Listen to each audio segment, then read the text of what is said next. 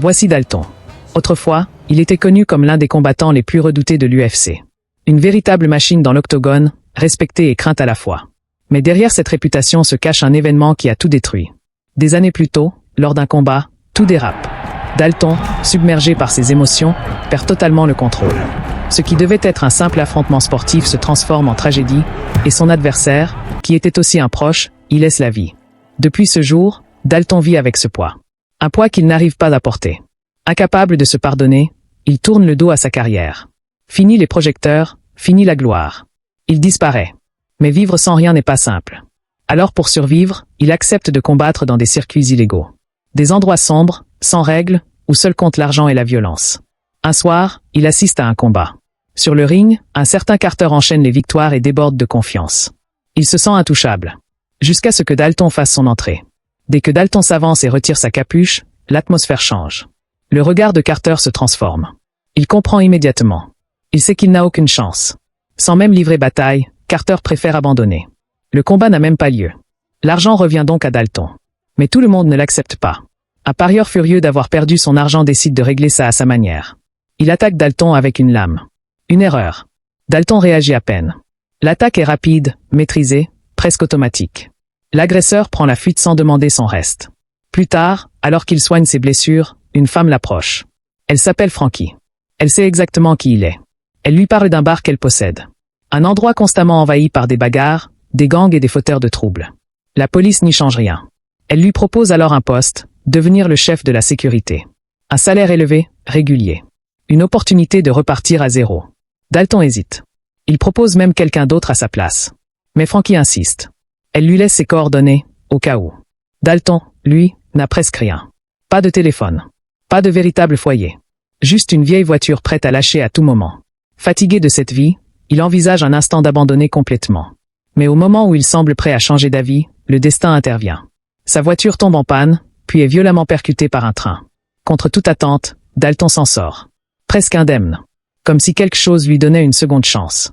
Il repense alors à la proposition de Frankie, et décide de tenter le coup. Il arrive dans une petite ville côtière. Là-bas, il fait la rencontre de Charlie, une jeune libraire pleine d'énergie, ainsi que de son père. Il lui indique le chemin vers le bar. Le fameux établissement s'appelle All Rotos. À première vue, tout semble calme. Presque trop calme. À l'intérieur, certains employés le reconnaissent immédiatement. Sa réputation le précède. Dalton remarque même à quel point l'endroit paraît paisible. Mais ce calme n'est qu'une illusion. Très vite, une bagarre éclate. Puis une autre. Les verres volent. Les cris résonnent. Le chaos s'installe. Et Dalton observe. Il n'intervient pas immédiatement. Puis un groupe de motards arrive. Et cette fois, la situation dégénère totalement. Ils détruisent tout sur leur passage. Alors Dalton décide d'agir. Mais pas comme les autres. Il sort calmement et s'attaque à leur moto. Le message est clair. À l'extérieur, il leur propose de partir sans violence. Ils refusent. En quelques secondes, Dalton esquive, frappe, neutralise. Un par un. Sans effort apparent. Après ça, il fait quelque chose d'inattendu. Il emmène lui-même les blessés à l'hôpital. Là-bas, une infirmière nommée Ellie le critique pour avoir causé autant de dégâts, avant de remarquer qu'il est lui-même blessé. Elle le soigne. Une certaine connexion s'installe. Dalton repart, mais il sent déjà que son arrivée n'est pas passée inaperçue. De retour au bar, Frankie lui donne son salaire et lui propose de vivre sur un bateau. Elle lui parle même, avec humour, d'un crocodile qui traîne dans les environs. La nuit, Dalton est hanté par ses souvenirs. Des images de son passé. Du combat. De la tragédie. Le lendemain, la vie reprend. Les employés espèrent que, grâce à lui, les choses vont enfin changer. Mais ailleurs, quelqu'un observe. Un homme puissant, qui tire les ficelles dans la région. Il s'appelle Brandt. Et il n'aime pas ce que Dalton est en train de faire. Car Dalton perturbe ses plans. Brandt cherche à contrôler toute la zone. Acheter, détruire, reconstruire. Et pour ça, il utilise la peur. Les gangs.